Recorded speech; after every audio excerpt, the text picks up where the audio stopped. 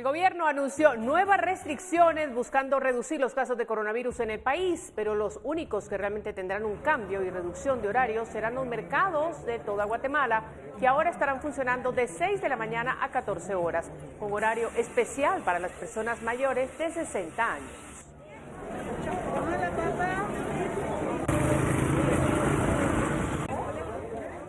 Como puede ver, hay mucha información esta noche, así es que agradecemos que decida precisamente conocerlas a través de Guatevisión. De inmediato, las noticias.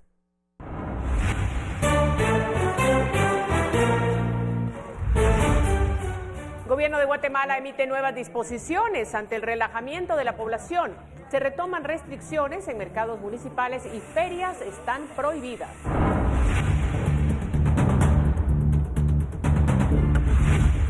El presidente de Estados Unidos, Joe Biden, cumple promesa y presenta proyecto de ley de inmigración que incluye una vía a la ciudadanía para unos 11 millones de indocumentados.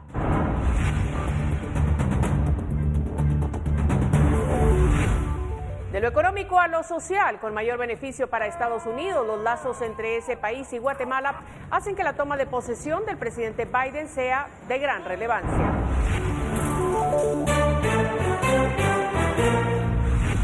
Vecinos de Tiquizate, Escuintla, marchan para exigir justicia y repudian asesinato de Hilary Arredondo, de 3 años, quien fue raptada el 17 de enero.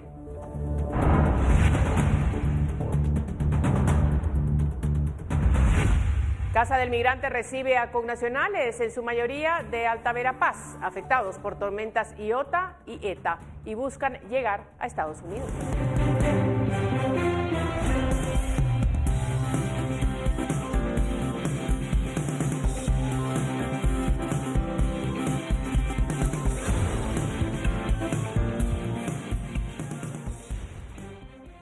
Después de 4 meses sin ninguna restricción y basándose en el semáforo epidemiológico, el gobierno de Guatemala anunció las nuevas medidas de restricción que comenzarán a aplicarse, intentando controlar los casos de coronavirus que han comenzado a saturar los hospitales del país.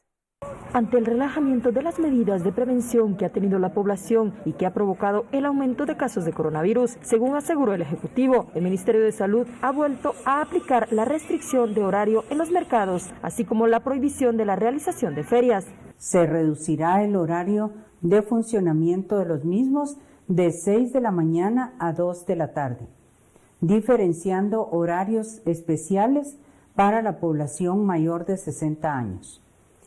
Solicitamos a los alcaldes municipales su colaboración para velar por el cumplimiento de esta disposición. Se intensificarán los horarios de los equipos multisectoriales para supervisar el cumplimiento de los protocolos de aforos en comercios, bares y restaurantes. Además, que existirá un estricto cumplimiento de la ley seca a partir de las 9 de la noche y de lo contrario, los centros pudiesen ser clausurados. Se deberán seguir los aforos en lugares turísticos de conformidad con el semáforo de las alertas sanitarias. Además, se ha señalado que quedan prohibidas las ferias comunales de barrio y municipales a nivel nacional, mientras que los velorios y entierros masivos continúan prohibidos. El presidente Alejandro Yamatei, por su parte, en horas de la tarde anunciaba en un evento en Palencia que si estas medidas no se cumplen y no se baja la saturación de los hospitales, podrían tomarse otras más serias y estrictas. Hoy por primera vez estamos en el Hospital General y San Juan de Dios, arriba del 100% de ocupación en el intensivo de las camas COVID. Uno tiene el 112 y otro tiene el 114%. Vamos a tener que aplicar medidas más restrictivas y de continuar la siguiente medida sería la aplicación de la locomoción por número de placa de nuevo, en donde podrían andar unos días los pares, otros días los impares. Iremos subiendo las medidas conforme los números de casos vayan aumentando. Preocupación en 3 departamentos, Guatemala, Zacatepeques y Quetzaltenango. Nos preocupan muchísimo esos 3. Reportó para Noticiero Guatevisión, Andrea Domínguez.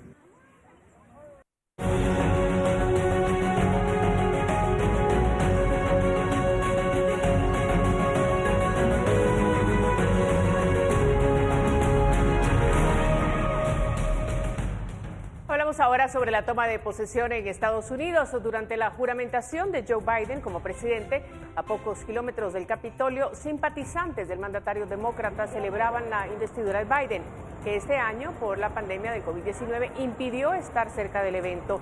Con banderas y carteles con el nombre del mandatario, la multitud mostró apoyo al nuevo presidente. La ciudad estadounidense fue altamente custodiada por elementos de seguridad debido a las supuestas amenazas de grupos radicales afines a Donald Trump.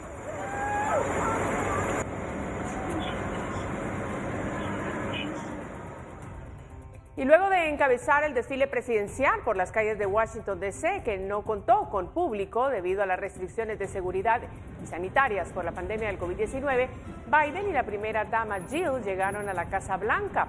Biden recorrió a pie hasta la Casa Blanca escoltado por su esposa, sus hijos y nietos. Antes de ir a la Casa Blanca, Biden y la vicepresidenta Kamala Harris visitaron el cementerio de Arlington para rendir homenaje a los militares caídos en una ceremonia en la que participaron los expresidentes demócratas Bill Clinton y Barack Obama y el exmandatario republicano George W. Bush.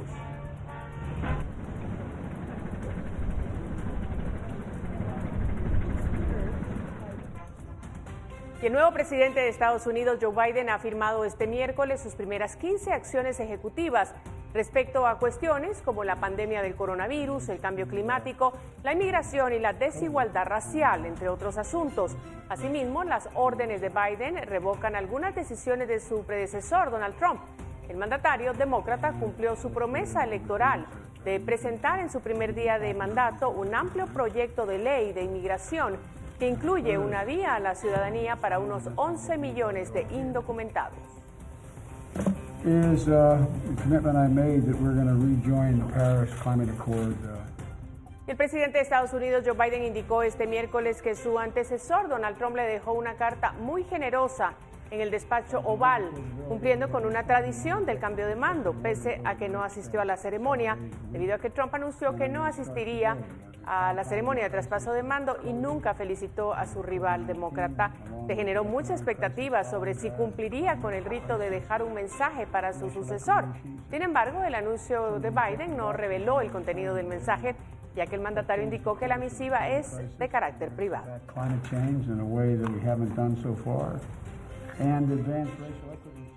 Y Donald Trump retomó este miércoles su vida de ciudadano común en Mar-a-Lago, su lujoso club de golf en Florida, alejado del centro de atención que estuvo concentrado en la juramentación de Joe Biden como nuevo presidente de Estados Unidos.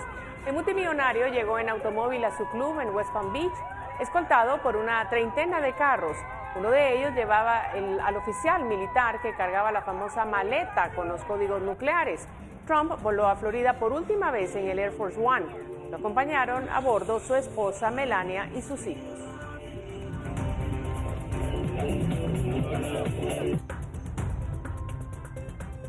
Y con un mensaje de unión, esperanza y fuerza, Joe Biden asume la presidencia de Estados Unidos. Jorge Agobián, periodista de La Voz de América, nos habla sobre los puntos más importantes de su discurso. Con la ayuda de Dios. A las 11:48 de la mañana de este 20 de enero, Joe Biden juró como 46º presidente de Estados Unidos. En una ceremonia marcada por la ruptura con las tradiciones, especialmente por la realidad que la pandemia ha traído al país. Hoy, en este día de enero, toda mi alma está en esto. Unificar a Estados Unidos, unir a nuestro pueblo, unir a nuestra nación. Hechos de violencia se han registrado en los últimos meses y el mandatario expresó que confía en que unido y caminando hacia la justicia, el país podrá superar los grandes retos que enfrenta.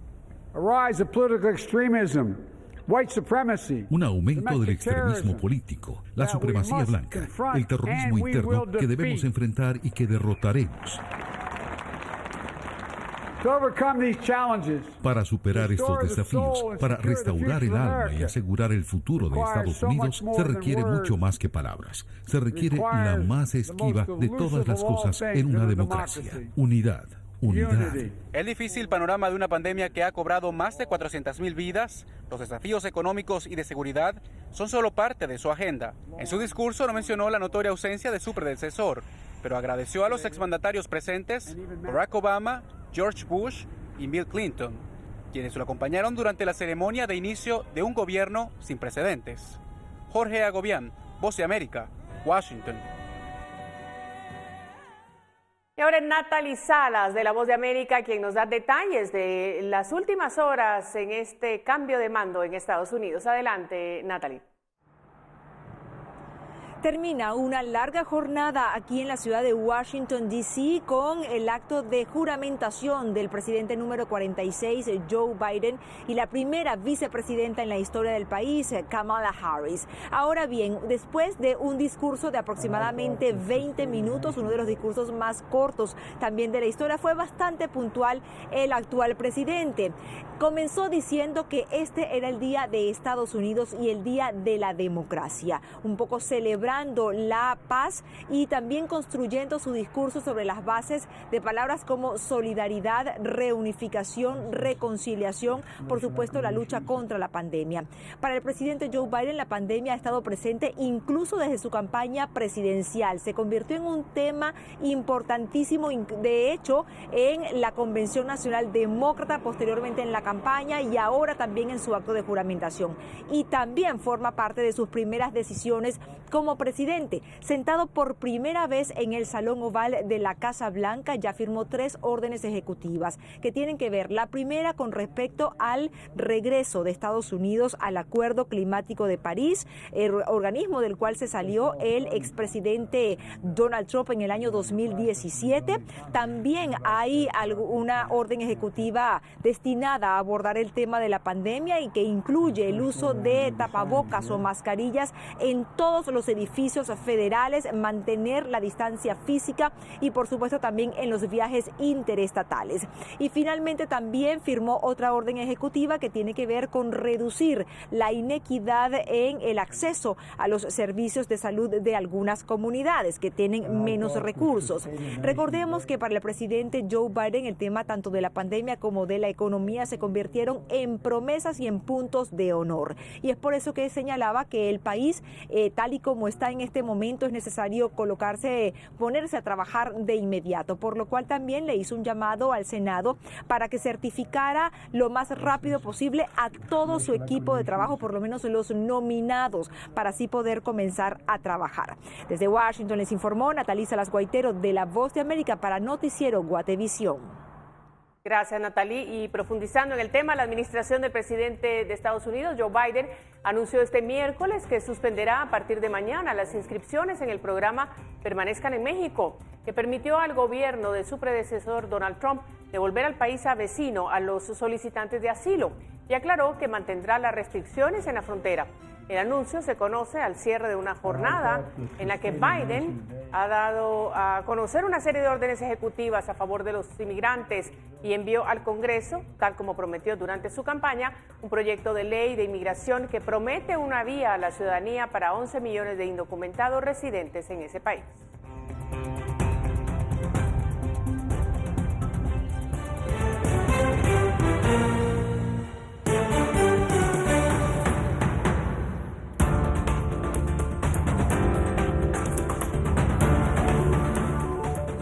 ¿Qué lazos históricos unen a Guatemala con Estados Unidos y por qué la tensión del cambio de mando presidencial? Tenemos el tema luego de la pausa.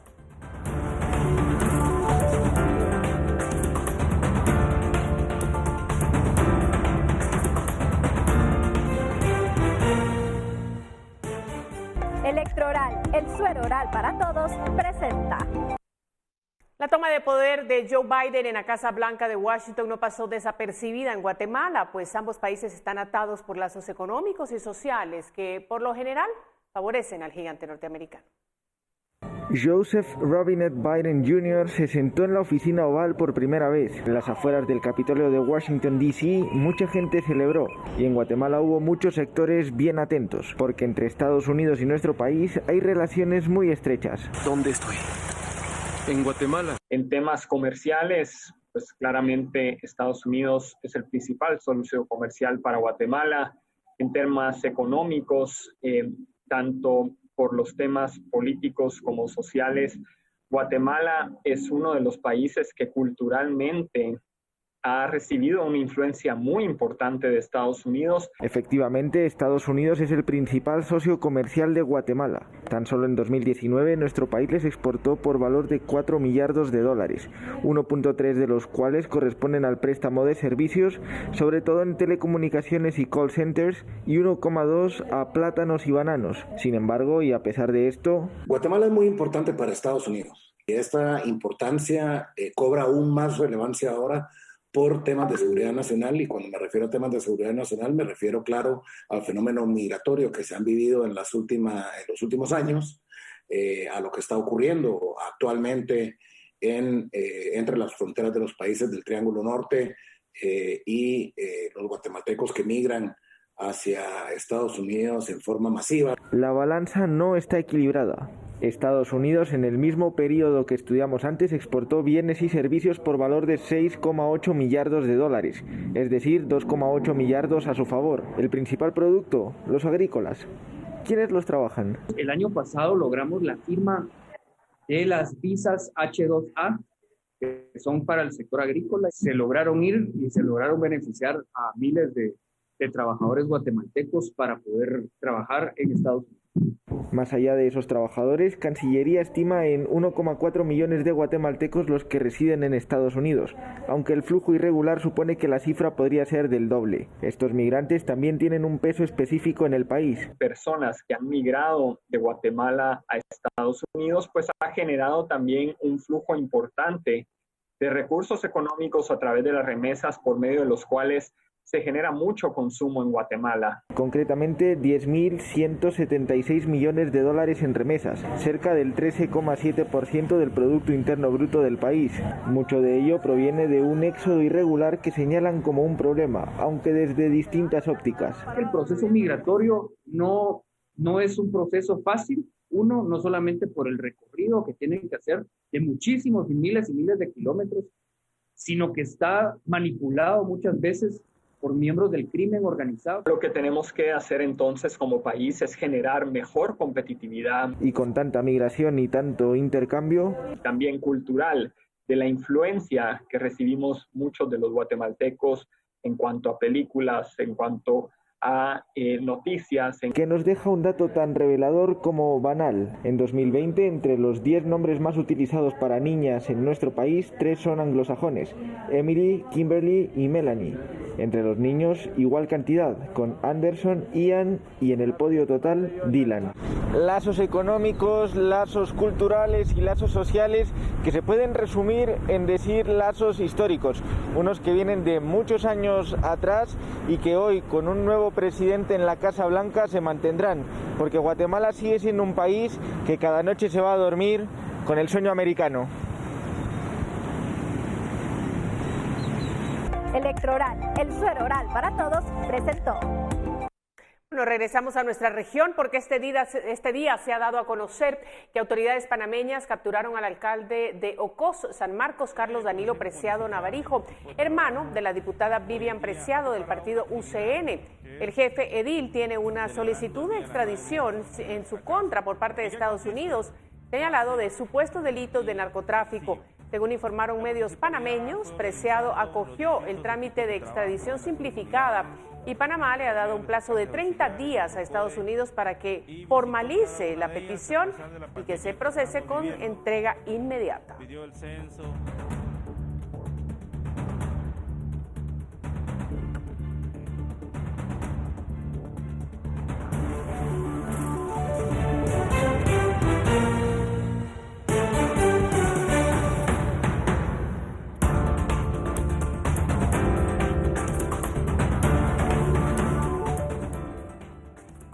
Hillary Arredondo fue abusada y asesinada el 18 de enero. Tenemos la información que ha sucedido en torno a este tema.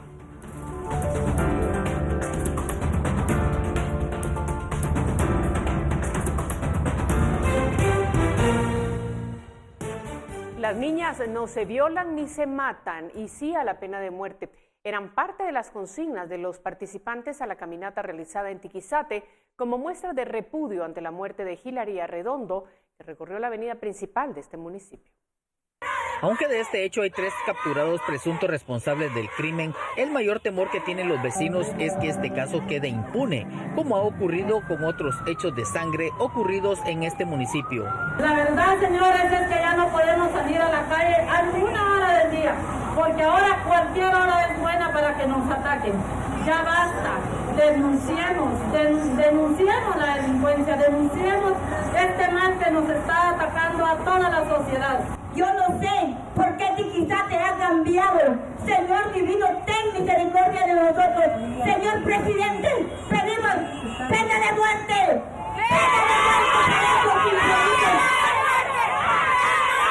Otra de las denuncias que hacen los vecinos es la ola delincuencial que azota el lugar. Extorsionistas y sicarios hacen de las suyas en un municipio sin ley, aseguran los vecinos, cansados de gobernantes inoperantes.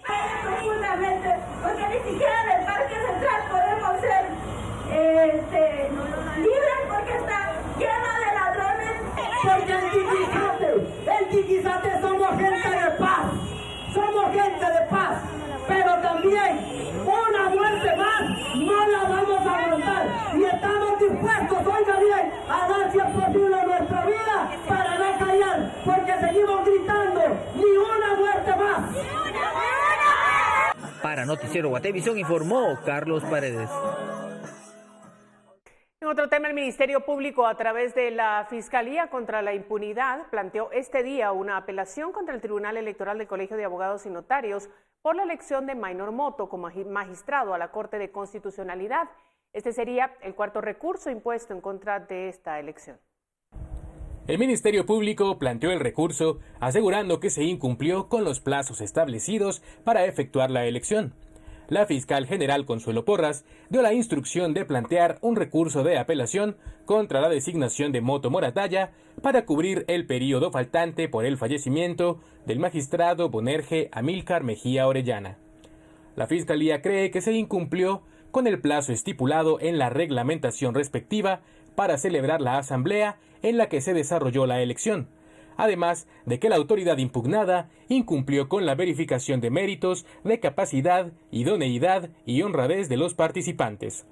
Este no es el único recurso que busca anular la elección de Motto. La primera acción legal fue presentada ayer por el abogado Alfonso Carrillo, estimando que se incumplió con examinar los requisitos sobre los años de ejercicio profesional de los candidatos e insiste en la idoneidad de los aspirantes. Acción Ciudadana y Alianza por las Reformas presentaron por separado apelaciones bajo la misma argumentación. El lunes último, el juez Motto fue declarado ganador en segunda vuelta con 3.610 votos, que equivalen al 52% del electorado, sobre los 3.265 que obtuvo Estuardo Gálvez, ex rector de la Universidad de San Carlos. Reportó para Noticiero Guatevisión, Pablo Juárez.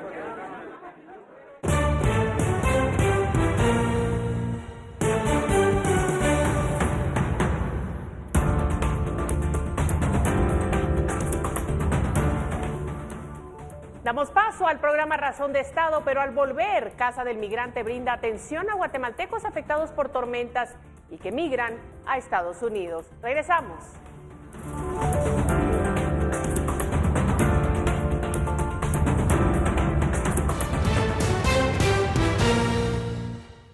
Gracias por continuar en la señal de Guatevisión. Tenemos más información esta noche y es muy importante conocer el pronóstico del clima, así es que llega Pamela Valdés. María Luisa, muy buenas noches, qué gusto saludarte y compartir con toda nuestra audiencia el pronóstico del clima para esta noche y de mañana para que en casa lo puedan tomar en consideración. De acuerdo con el INSIBUME, continuamos con condiciones de cielos parcialmente nublados en la mayor parte del territorio nacional. No se descarta la probabilidad de que se sigan presentando el descenso de temperaturas, principalmente en horas de la noche y también en madrugada. También tendremos presencia de algunas lloviznas del norte al centro de nuestro país. Estas son las condiciones de mañana mañana y tendremos condiciones de pocas nubes en la meseta central, incluida la ciudad capital. Para la mayor parte del periodo, estas mismas condiciones se mantienen para el litoral del Pacífico, así como Boca Costa y parte del occidente de nuestro país. Tendremos principalmente un día nublado con probabilidad de alguna llovizna para la región oriental, y estas mismas condiciones se mantienen para el Caribe, Alta Baja Verapaz y en el departamento de Petén. Las condiciones a continuación en los próximos días, específicamente en la ciudad capital, esperamos condiciones de pocas nubes en la mayor parte del periodo para el jueves, con una temperatura máxima de 24 grados centígrados. Para los días viernes y sábado tendremos principalmente soleado, un ambiente agradable a la mayor parte del periodo, con temperatura máxima que se registra de 26 grados centígrados para ambos días. Y por último les compartimos la salida del sol, y lo esperamos a las 6:31 de la mañana y se ocultará a las 5:56 de la tarde. Hasta aquí con la información del clima. Que tenga una excelente noche. Para ti también, Pamela, y nosotros continuamos con más información. Vamos al tema migración, porque ya precisamente Migración ha informado que más de 3,000 migrantes han sido deportados. Pero hay algunos que han logrado evadir los puestos de control y han buscado apoyo en la casa del migrante. Cansados y con hambre, muchos integrantes de la caravana han llegado a la casa del migrante en la zona 1 de la ciudad de Guatemala buscando ayuda, y según Carlos López, administrador de esta casa, señala que han dado ya atención a más de 300 migrantes. Desde la fecha que se salió la caravana, pues acá se ha atendido más de 300 personas, y el servicio que se les brinda es en puerta por el tema de la pandemia. Pues el espacio no es suficiente como para ingresar a todas las personas que requieran de nuestros servicios, y se les brinda kits de higiene, kits de bioseguridad y alimentos en la puerta. Son casos muy especiales, en caso de mujeres con niños y adultos mayores, los que se hace una evaluación para poder ingresarlos a las instalaciones de la casa. López indica que mientras el gobierno de Guatemala intenta disuadir a los integrantes de esta caravana hondureña en su mayoría, esto se vuelve contradictorio, ya que a la casa del migrante en Tecumumán, San Marcos, han llegado decenas de guatemaltecos a solicitar apoyo debido a que están esperando unirse a aquellos que logren atravesar hasta este punto para seguir a Estados Unidos. Curiosamente, pues en la frontera hay migrantes guatemaltecos esperando la caravana para sumarse a la misma, y eso es lo que habría que hacerles ver a las autoridades para que ellos, qué medidas de disuasión, que es lo que ellos están mencionando, están llevando con los migrantes guatemaltecos que están yéndose hacia los Estados Unidos. Y sabemos que pues son héroes por el tema de las remesas, pero cuando van en camino pues nadie se acuerda de ellos y nadie defiende sus derechos cuando son violados en el corredor migratorio. Según registros que ellos llevan, la mayoría de los guatemaltecos que han buscado ayuda para seguir su viaje están huyendo de los daños que dejaron las tormentas en Cobán, Alta Verapaz. Con imágenes de María José Bonilla, reportó para Noticiero Guatevisión, Andrea Domínguez. Y autoridades de migración informaron que México suspenderá el servicio de transporte para los migrantes que llegan a la frontera de Tecunumán, en San Marcos, luego de una situación con la que la bancada UCN, el director de migración Guillermo Díaz, señaló que si la caravana con más de 9,000 migrantes hondureños de la que se ha hablado en los últimos días emprende el viaje, la situación será complicada, pues en los límites entre Guatemala y México se ha reforzado la seguridad y las autoridades del vecino país piensan suspender el servicio de transporte de retorno para los viajeros. Todos los que lograron ingresar al país, pues habrá que chequearlo dónde están en Tecumumán, porque ese es un indicador. ¿Qué pasa? ¿Qué pasó? Porque nosotros somos un país de paso, de tránsito. Entonces lo que más nos preocupa ahora es la atención de quienes están en Tecumumán, porque los buses que México nos ha permitido, con los que nos ha apoyado México, termina esta semana. Después de esta semana ya no tendremos apoyo de México. Ahí es donde tenemos que activar la coordinación si es que aparecen algunos grupos rezagados es la palabra. Pero eso ya es un problema más adelante. Por ahora tenemos el apoyo de México y ellos nos han sacado de un problema. Bueno, dentro de aquellos que siguen encontrando una esperanza de apoyo está la familia de Juan David, un niño de 13 años que llegó al mediodía de este miércoles junto a su hermanito Isaac, de 3 años, y su mamá Jessica, de 30. Ellos salieron el 15 de enero de San Pedro Sula, en Honduras. Jessica señala que era una vendedora ambulante y que con las tormentas lo perdió todo. Ellos eran parte del grupo principal de la caravana que fue disuelta en Vado Hondo, y llegar hasta la casa del migrante les ha llevado 2 días. Han llegado a este punto buscando un lugar donde dormir con sus hijos, pero también donde poder obtener un poco de alimento y poder bañarse. Ahí en la colonia donde yo vivía se llenó 3 veces y prácticamente ahí se perdió todo. No hay cómo trabajar, pues. Yo trabajaba ahí de vender cositas ahí en la calle, pero hasta eso me llevó el método donde yo trabajaba. ¿Usted ahora busca llegar a Estados Unidos? Yo quiero llegar a Estados Unidos, pero, ¿me entiende? A veces por miedo, me da miedo pues por ellos, porque ellos son niños y primeramente Dios va a abrir corazones y Él es el único que da las fuerzas y me ayuda pues.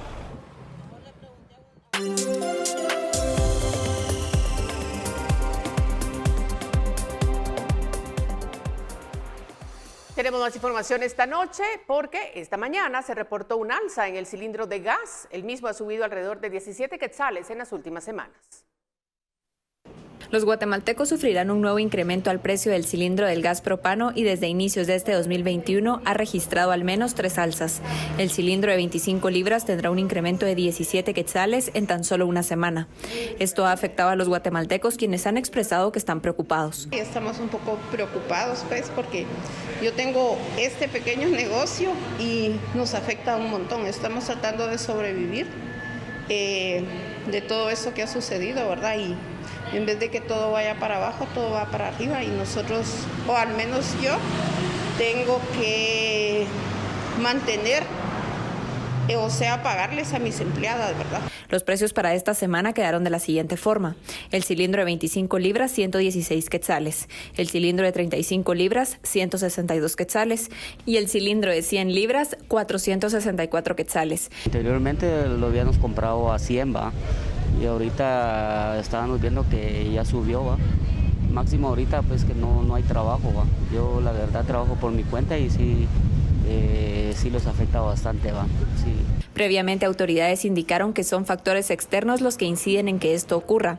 Uno de ellos es el inicio de la temporada de invierno en el hemisferio norte y la reactivación del comercio tras el fin del confinamiento social. La verdad que sí viene a afectar todo eso a la economía y como uno se pone a pensar que no solo es el gas, no, que está subiendo casi todo, ¿verdad? Pero el gas pues es lo que más se consume también en casa. Entonces sí viene a afectar la economía y atrayendo el tiempo que estamos viviendo. Con imágenes de Byron García, reportó para Noticiero Guatevisión, María Olga Menaldo.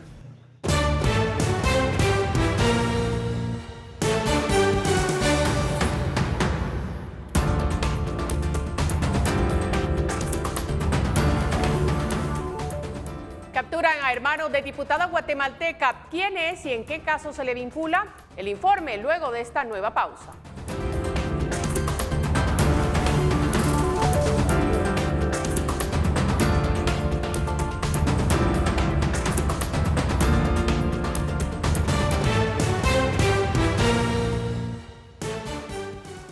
Hay más información, gracias por continuar con nosotros. En redes sociales circula un video en donde se puede observar que un peatón camina por la banqueta en la colonia Roosevelt, zona 11.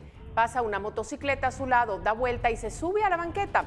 Otras 2 motocicletas aparecen por atrás y lo acorralan, le roban sus pertenencias y se van, mientras el peatón continúa caminando.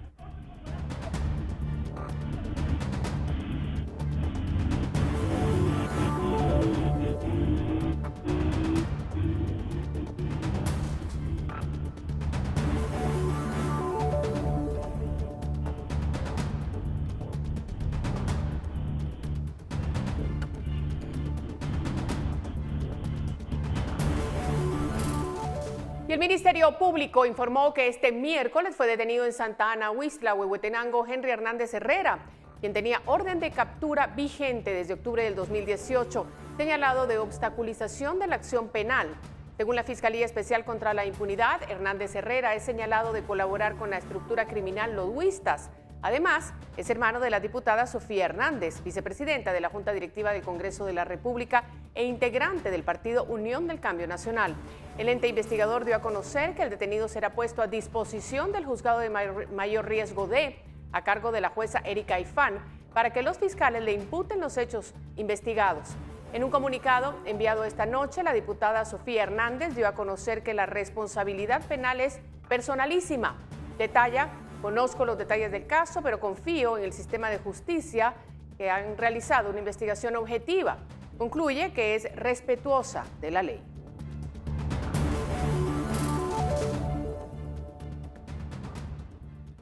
Y este miércoles el Centro de Investigaciones Económicas Nacionales presentó su reporte sobre el monitoreo de denuncias criminales registradas durante el 2020, con hallazgos que, según los expertos, repercuten directamente a la seguridad ciudadana. A continuación, Pablo Juárez nos presenta lo más destacado de ese informe. El Centro de Investigaciones Económicas Nacionales, CIEN, presentó este miércoles su informe con el índice de denuncias de delitos, en el que se refleja la situación de la seguridad ciudadana en el 2020.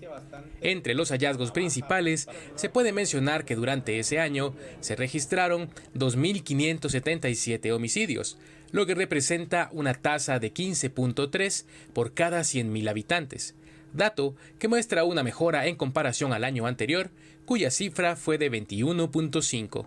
Los principales municipios, recordemos que en Guatemala hay 340 municipios, pero solo 18 municipios concentran la mitad de todos los homicidios. Y siempre nos gusta resaltar esto porque en cualquier esfuerzo que se haga por reducir la cantidad de homicidios a nivel nacional hay que tomar en cuenta estos 18 que son los que más aportan. De acuerdo con los investigadores, los departamentos que más homicidios registraron en 2020 son Guatemala, Escuintla e Izabal, mientras que el municipio con la tasa más alta de muertes violentas es Jerez Jutiapa, con 119.5 homicidios por cada 100.000 habitantes. En la medida de que la población es cada vez menor, pues el impacto de un homicidio más es mayor. Por ejemplo, en Jerez, 8 municipios hacen esa tasa astronómica de 120. Obviamente es un municipio que está en la frontera con El Salvador y hay que tomar en cuenta eso, pero también hay que tomar en cuenta el tema de que tiene una población bastante baja. El informe también ofrece detalles de otros tipos de delito. Por ejemplo, en 2020 se reportaron 13.031 denuncias por extorsión, un 11% menos que el año anterior. En contraste con ello, las denuncias por otros crímenes se incrementaron. Las denuncias por secuestro, pues hay un ligero incremento, igual que las denuncias por robo de furgones. Y quizá lo que más llama la atención es el incremento de las denuncias por robo a viviendas, que ahí en el primer mes del año, que fue enero de 2020, y puntualmente en diciembre de 2020 también se registraron cifras bastante altas, digamos atípicas a lo que en otros meses se ha registrado. De acuerdo con la investigadora del CIEN, Corinne Dedic, el 90% de las extorsiones se hacen desde el interior de un centro carcelario. Reportó para Noticiero Guatevisión, Pablo Juárez. En otras cosas, la nueva realidad impuesta por la pandemia del coronavirus ha derivado en un aumento en el consumo de alcohol y drogas. Así lo señalan los expertos y hacen una preocupante predicción si no se pone un freno. Un estudio reciente publicado por la revista de la Asociación Médica Estadounidense indica que las mujeres consumen más alcohol ahora que antes de la pandemia.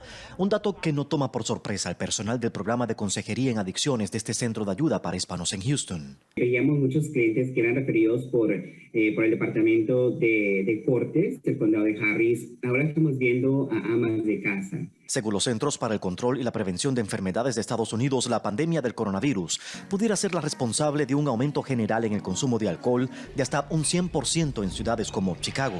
México, Chile, Argentina y República Dominicana, entre otros países de América Latina, reportan también aumentos en el consumo de alcohol. La humanidad está experimentando algo que se llama fatiga emocional, cuando estamos bajo un estrés por un tiempo considerable. Entonces, estamos buscando escapes. El problema, añade, es cuando las personas pierden el control y el consumo se convierte en adicción. Durante la crisis sanitaria, el Instituto Nacional de Salud de los Estados Unidos documenta un aumento de hasta 21 21% en las muertes por sobredosis de drogas en el país. Básicamente, la droga que es principalmente responsable sobre esto es el fentanilo, que es una droga opiácea mucho más potente que la heroína.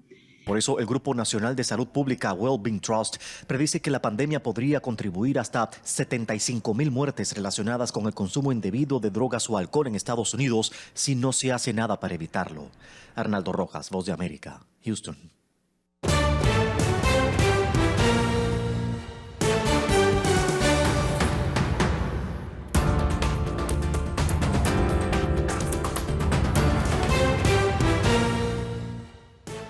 El 22 de febrero arrancará el ciclo escolar 2021 para los establecimientos públicos. Sin embargo, con el aumento en los casos de COVID-19 en el país, surgen varias dudas sobre la viabilidad de una actividad que lleva casi un año sin llevarse a cabo de manera presencial. A la ministra de Educación le señalan la falta de infraestructura.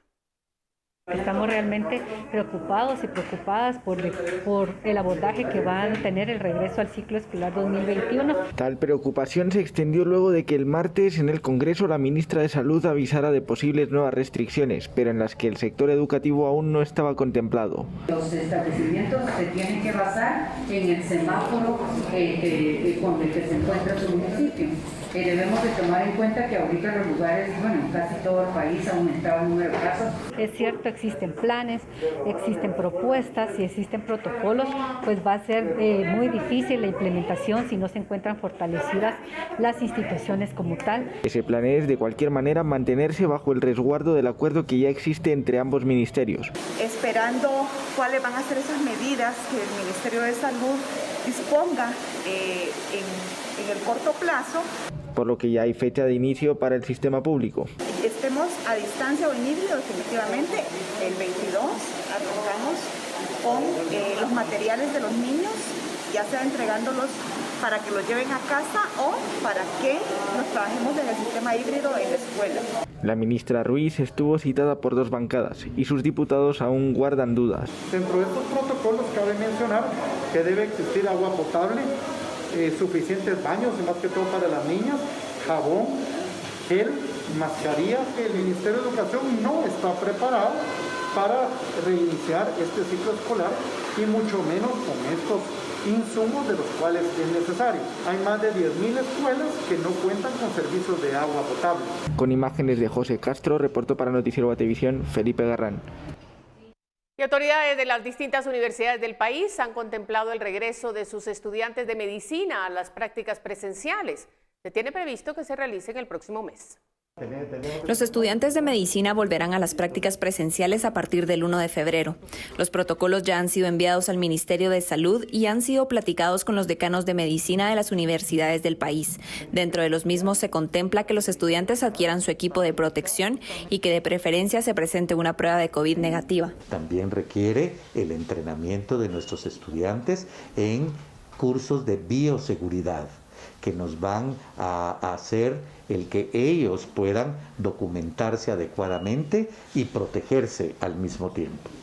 Luego, el número de estudiantes ha sido reducido. No estarán llegando los estudiantes en los horarios normales antes de la pandemia. El número de estudiantes por hospital dependerá de la capacidad de cada centro asistencial. Se tiene previsto que los estudiantes puedan dividirse en grupos para que se pueda cumplir con el distanciamiento social. También se han estipulado los servicios que cada estudiante atenderá y serán los que representen menos riesgo. Hemos sido responsables, las diferentes universidades, de tener a nuestros coordinadores o tutores, depende el nombre que use esta persona, que es como el maestro guía para estos estudiantes, y entonces él es el que seguirá el protocolo, verificará que se esté cumpliendo y orientará permanentemente a nuestros estudiantes. El regreso a las prácticas es voluntario. Si algún estudiante decide no volver, podrá esperar y realizar sus prácticas cuando ellos lo deseen. Con imágenes de Byron García, reportó para Noticiero Guatevisión, María Olga Menaldo.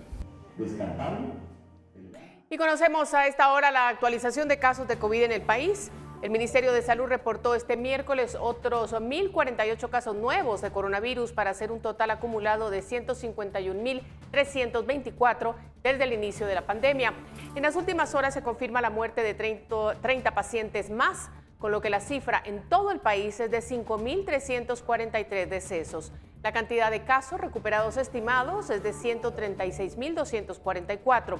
Finalmente, los casos activos estimados son de 9.737 y se efectuaron 7.335 pruebas en las últimas horas para detectar posibles contagios de COVID-19.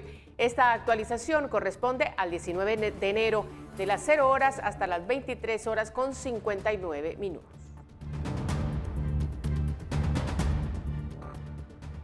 Y el Hospital Distrital de San Pedro Necta, Huehuetenango, no se da abasto para la demanda de los distintos servicios, principalmente en ginecología y pediatría.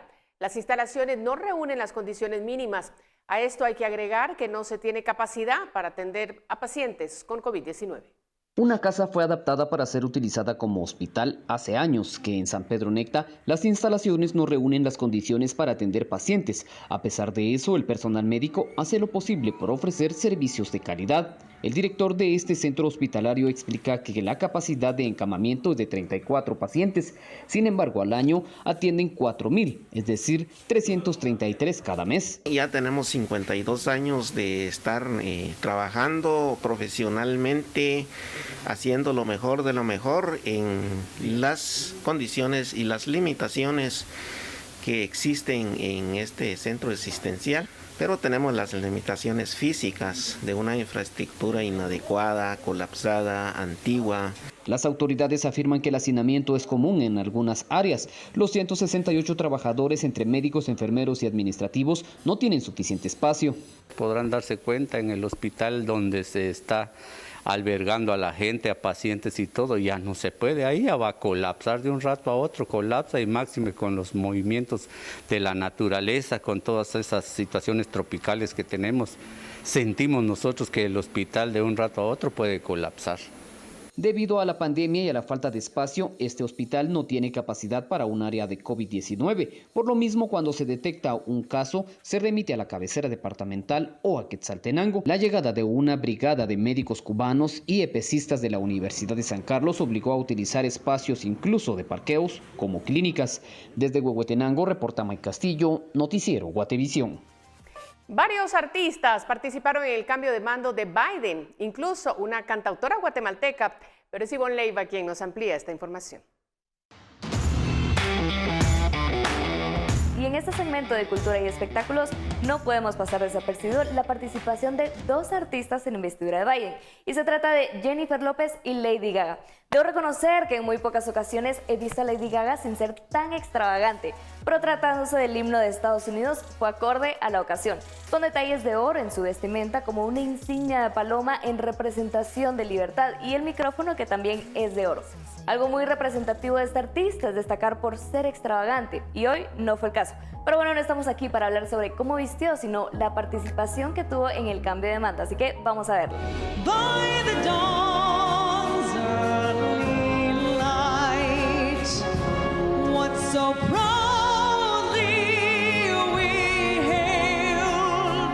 Cabe mencionar que Lady Gaga es una importante simpatizante de Joe Biden, tanto así que derramó lágrimas al enterarse que Biden era ganador. Y luego de la participación de esta cantautora fue el turno de Jennifer López, con una peculiaridad en especial. Dio un mensaje en español con un tono muy inspirador. Jennifer López interpretó This Lane Your Lane vestida completamente de blanco. Una nación bajo Dios, indivisible, con libertad y justicia para todos.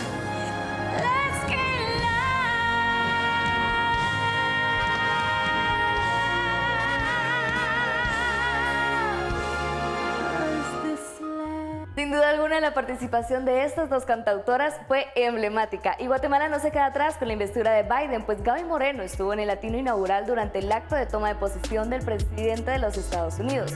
Gaby Moreno, quien ya fue ganadora de un Grammy, presentó su sencillo llamado Fronteras.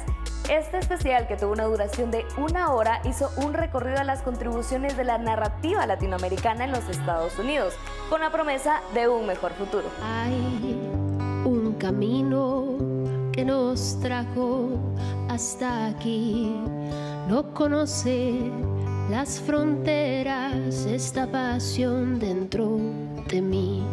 Así que finalizo este segmento orgullosa de nuestro país y agradeciéndole a usted su sintonía. ¡Feliz noche! Con mis temores.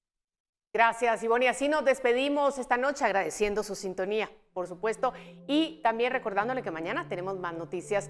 Les dejamos con estas imágenes del icónico personaje del Times Square en la ciudad de Nueva York.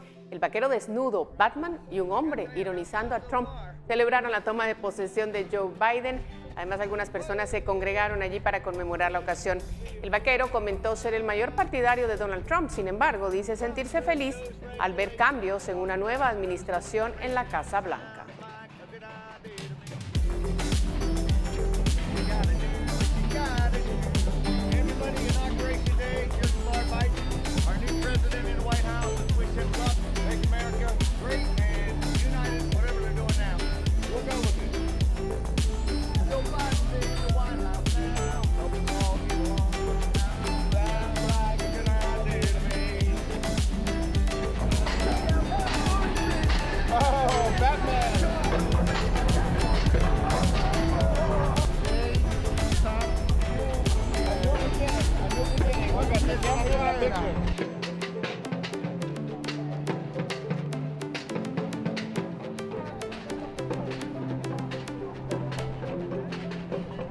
Our prayers have been answered.